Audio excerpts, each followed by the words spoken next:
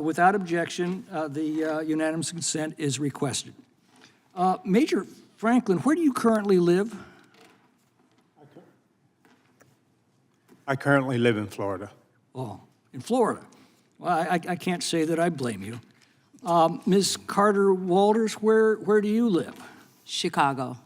So you're living with the problems created by the policies that have been advocated by officials like Major Franklin, who has since fled those conditions. Did I pretty much have that correct?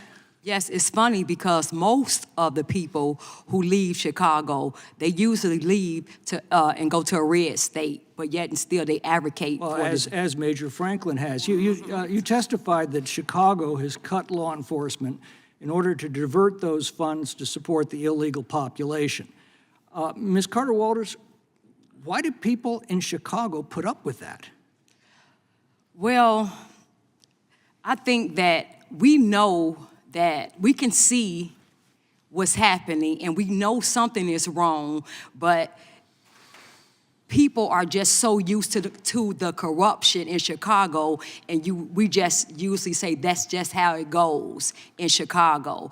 But now we have Chicago Flips Red, who's standing up to the corruption and saying no more. The Democrats say that a city that refuses to enforce federal law should nevertheless continue to receive federal law enforcement funds, presumably so that they can divert them to support the illegal population. Does that make any sense to you? No.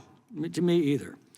Sheriff Wagner, we've heard from the Democrats that, and their witness, that sanctuary laws make our communities safer by releasing criminals back into our communities rather than obeying the federal law that requires their deportation.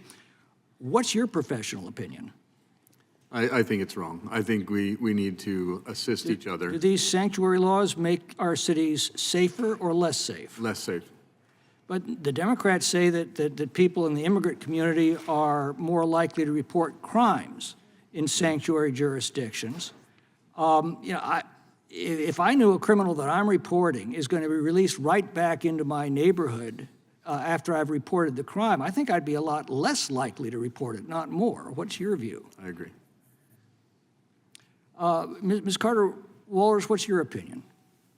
Excuse me? Do sanctuary laws make our cities more safe or less safe? Less safe. Mr. Hellman, how about you? It's not even a question. Sanctuary policies put the American people in danger. They undermine the rule of law. They must be stopped. Full speed ahead. All right, so the Democrats and their witness tell us that we're safer if we release criminals back into our communities. The Republicans and their witnesses say the opposite.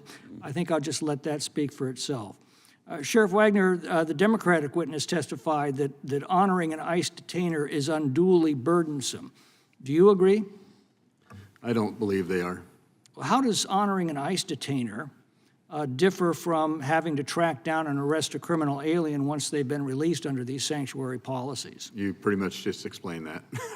They get released, and it's just harder to get them, hard to go after them, and a lot more dangerous, obviously. So the ICE detainer simply basically requires a phone call to ICE saying, we've got this individual in our custody, they're about to be released, you've got 48 hours to come and get them. Correct. Okay, so that takes about, what, 15 seconds? I couldn't time it, but I... And then once that individual has been released because that phone call was not made because of these sanctuary laws, what's involved in apprehending that criminal at that point? Yeah, well, it depends on who the criminal is, obviously, what they're wanted for, those kind of things. But anytime you go outside and give a person an avenue of escape or a determination not to be caught or taken into custody, you inherently take on a huger risk. I mean, and that's just the reality of what we deal with in law enforcement, not just ICE agents, everybody in law enforcement. So obviously at risk of the lives of our law enforcement officers, what does it do to innocent bystanders?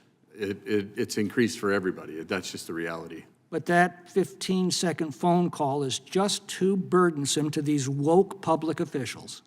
I'll let you comment on that. The ranking member tells us that the association that represents big city police chiefs supports sanctuary policy. Sheriff Wagner, who appoints these big city police chiefs? As far as I'm aware, they're done by a mayor or a council. Basically woke Democratic officials. Correct. Well, I shouldn't say correct on the woke, I don't know. Well, great. But anyway, thank you very much for your testimony. That concludes my questions, and that concludes the committee's questions. So that, in turn, concludes the committee hearing. Without objection, all members will have 5 legislative days to submit additional written questions for the witnesses.